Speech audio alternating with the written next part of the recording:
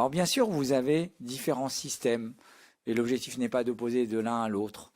Même là, sur les stands, vous verrez des systèmes qui vont du système dont je vous parlerai beaucoup aujourd'hui parce que c'est celui que j'utilise, mais à d'autres où vous avez également des tensiomètres connectés, des saturomètres connectés, etc.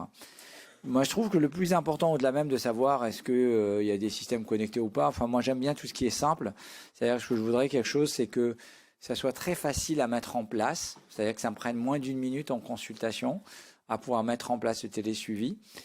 Et deuxièmement, ce que je voudrais, c'est finalement un élément très important si vous n'avez pas beaucoup de moyens, c'est qu'un patient qui ne transmet pas, que ça puisse être géré par l'opérateur. C'est-à-dire que ce n'est pas à nous, à l'hôpital, de savoir, tiens, il ne transmet pas, donc il faut qu'on contacte le patient. Pourquoi il ne transmet pas? Est-ce que c'est sa balance connectée qui ne marche pas? Est-ce qu'il n'a pas de réseau? J'en sais rien. Et ça dépasse le cadre médical et je trouve que c'est un problème lié à l'opérateur. On a la même chose pour les prothèses implantables.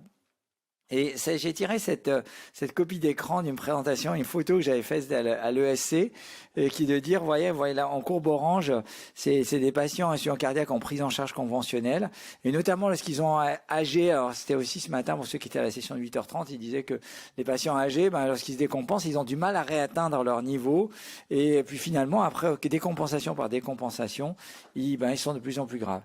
Et l'objectif de mettre le télémonitoring, et là ça a été démontré dans ce travail, que finalement il se mettait, la courbe était au-dessus, mais finalement on pouvait permettre de finalement avoir une meilleure évolution de ces patients. Alors comment je me suis mis à la télésurveillance d'insuffisance cardiaque? Parce que c'était pas naturel et je trouve que c'est intéressant parce que vous allez aller dans des congrès, vous allez avoir des grosses équipes qui ont 700, 1000 patients suivis et peut-être que certains d'entre vous n'ont pas démarré. Mais je trouve que je vais vous raconter l'histoire de quelqu'un qui n'avait pas démarré.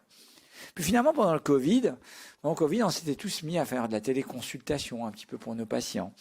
Puis d'autre part, moi étant le rythmologue de l'équipe et peut-être le plus vieux des rythmologues, moi j'ai été le plus préservé de la du suivi Covid des patients. J'ai pas eu à gérer un secteur Covid. Donc donc déjà j'avais plus de blocs. Voilà, donc la moitié de mon temps avait disparu.